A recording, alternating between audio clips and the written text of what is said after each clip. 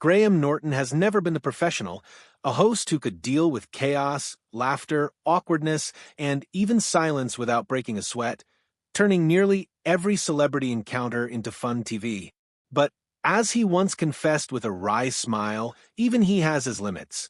For years, everyone would ask him the worst guest he'd ever had, and he always sidestepped the question.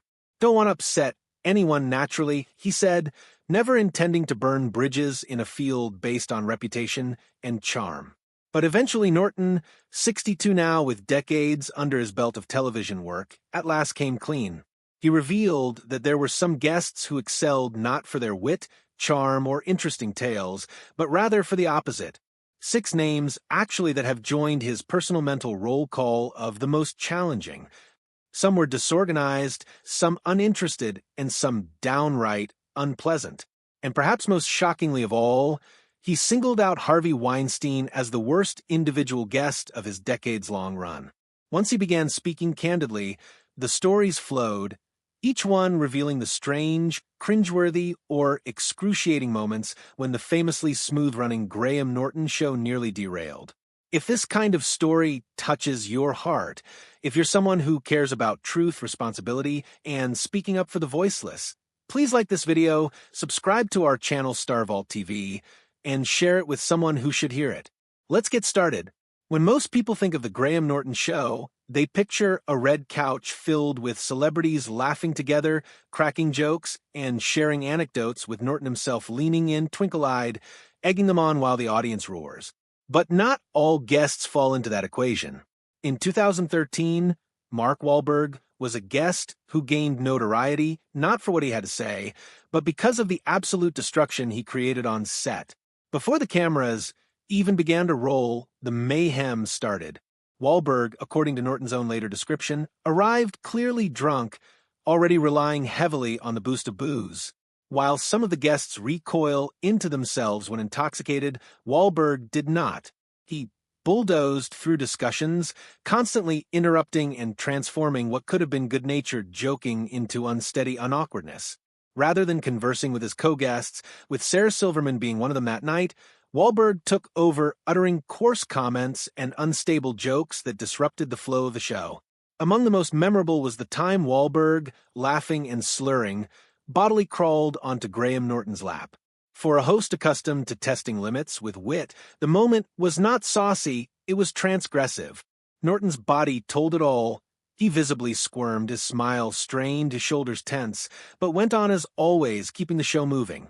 The crowd tittered nervously, not knowing whether they were part of a joke or seeing a train wreck in progress. Wahlberg later dismissed the entire affair, confessing in an interview that he had a few drinks beforehand and enjoyed himself too much. But while he thought it was all in good fun, many viewers and even some of his guest panelists disagreed. Sarah Silverman tried her best to roll with it, smiling through the insanity, but even she seemed nervous. For Norton, Wahlberg's inebriated behavior wasn't awkwardness, just plain draining, pushing his skills at shepherding live TV to the limit. That episode is one of the most analyzed and rerun in the history of the show, a reminder of how slight the line between humorous and cringe-inducing. And then there was Mickey Rourke, the altogether different headache. Too much, Wahlberg was hardly present Rourke. He came dressed in his quirky manner, shades on inside and little dog Loki in tow, but exuded boredom from the second he sat down. Unlike other celebrities who would at least pretend excitement for the cameras, Rourke responded with one-word answers, brushed off playfulness with shrugged shoulders, and spoke in a voice that didn't make it possible to tell if he was kidding or being horribly serious. Norton attempted everything, asking about his career path, talking about his favorite dog, even engaging in teasing pokes, but Rourke stayed shut down, arms crossed, eyes wandering off the set. It wasn't dramatic, it wasn't explosive, but worse, perhaps, a grinding, slow interview in which Norton was forced to bear the burden of both sides of the exchange. Even when Rourke uttered something as genuine as declaring Loki the love of my life, it was delivered in the same affectless tone as everything else, depriving the moment of emotional weight. For Norton, accustomed to salvaging struggling interviews, This one was exceptional in that it offered him nothing to work with. The excitement was so anemic it brought down the whole segment, leaving both viewers and other guests quietly wincing in their seats. Kevin Costner's appearance was also awkward, but less so. Respected for his stoic nature, Costner did not act up or cut off like Rourke. He was just not constructed for the show format. Norton lives for rapid-fire jokes, witty repartee, and humorous anecdotes, but Costner answered questions with meandering, rambling, serious responses that killed the beat stone dead. When Norton attempted to elicit humor from his experience filming real wolves in Dances with Wolves, Costner deflected it into a meandering comparison of vacuum cleaner salesmen and lost the crowd altogether. He wasn't unpleasant, he was serious, thoughtful, and utterly humorless. His presence converted the boisterous group chat into a plotting press conference. Norton has subsequently conceded that some individuals simply do not understand the format, and Costner was one of them. Stiffly seated on the couch, polite but uninvolved in the repartee, he became an anchor that dragged down the show's natural rhythm. For Norton, it was not hostility, but it remained awkwardly laborious. But no guest has ever been more notoriously troublesome than Robert De Niro. This is a legendary actor known for his intense privacy, plus how difficult it has been to interview him. His visit to Norton's couch did little to temper that reputation. As soon as he sat down, the energy in the room changed. As others around him laughed and joked to fill the air, De Niro shrugged off questions with brief one-sentence answers, hesitant nods, or sometimes nothing at all. Norton, who has a knack for drawing shy guests out of their skins, was himself running into a brick wall. He referenced De Niro's classic movies, queried him about backstage stories, even joking about De Niro's own taciturnity, but nothing penetrated. Somewhere along the line, after yet another unresponsive flat, Norton let out a deep breath and quipped with sarcastic humor, "This is hard work, Robert," which brought a sympathetic laugh from the audience. But behind the joke was the reality. It was indeed hard work. De Niro wasn't aggressive or insulting, he was just plainly not interested in playing ball. On a program that relied on spontaneity and humor, his stern-faced presence was like a lead balloon. And then, of course, came Harvey Weinstein. Far from his eventual fall, before the world was aware of the full range of his crimes and abuses, Weinstein was already notoriously an obnoxious figure in the background of Hollywood. When he was on Graham Norton's program, those tendencies seeped through.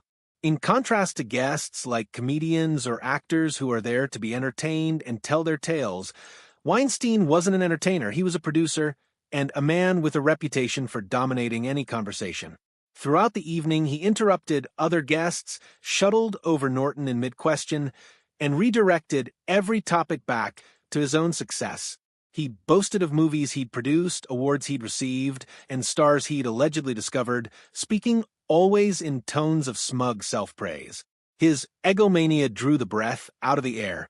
Norton, visibly tense, attempted desperately to downplay, but Weinstein's overwhelming presence was unreproducible. The crowd replied with strained guffaws at best, and other partygoers recoiled as Weinstein dominated. It made sense, Norton conceded in retrospect. Years afterward, when Weinstein's long pattern of sexual harassment had been made public, Norton looked back on that appearance and commented, "I didn't know at the time, but in hindsight, you do think, oh, that fits." Seeing the footage now is disturbing. His condescension, his interrupting, his putting down of others, it all looks different as the actions of a man accustomed to dominating every room he entered. For Norton, it was one of the most exhausting interviews of his life, not wild or crazy, but stealthily poisonous, and he has since confessed that Weinstein was the worst interviewee he ever had. But worse, in a sense, was Daryl Hannah.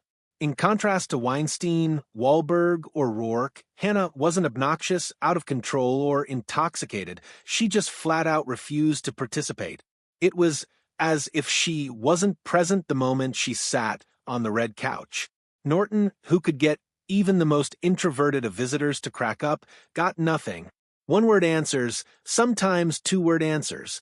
Long, agonizing silences after each question. No spark, no sense of humor, no playfulness to be engaged.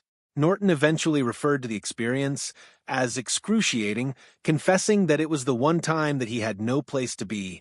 While Robert De Niro's silence at least allowed others to fill the void, Hannah's caused the conversation to close down entirely. Even the audience shifted uncomfortably as Norton attempted, repeatedly, to get something, anything, to happen, and was met instead with empty stares and grunted responses. For a host who had made a living out of improvisation for so many years, this was the one occasion his talents let him down, not because he wasn't talented, but because his guests presented him with nothing to play off.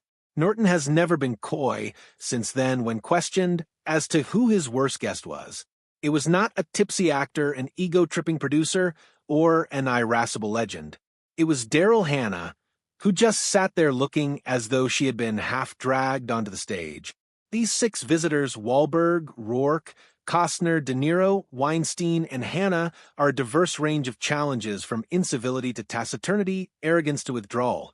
For Norton, who has sat thousands of stars and succeeded in making all but a handful amusing, they are notable for the reason that they pushed him to the limits of his skill at keeping the program lively. There was each one of the following: Wahlberg's inebriated incursion, Rourke's vacant disinterest, Costner's unfunny seriousness, De Niro's mythic taciturnity, Weinstein's poisonous self-importance, and Hannah's utter lack of application. And whereas most of them have dissolved into the bottomless compendium of the Graham Norton Show, Norton never has. They are the exception when even the most suave host of late-night television couldn't quite conjure the magic. So, when finally at 62 years of age, Graham Norton confessed the truth, it wasn't in bitterness or resentment. It was in honesty, a frank admission that not every guest is a dream, and that even the greatest hosts have some nights they'd rather forget. For viewers, the tales are compelling, a glimpse behind the scenes of a show that normally looks so seamless. And for Norton, they're a reminder of how mercurial live TV can be. There are guests who provide you with jewels. There are guests who provide you with anarchy.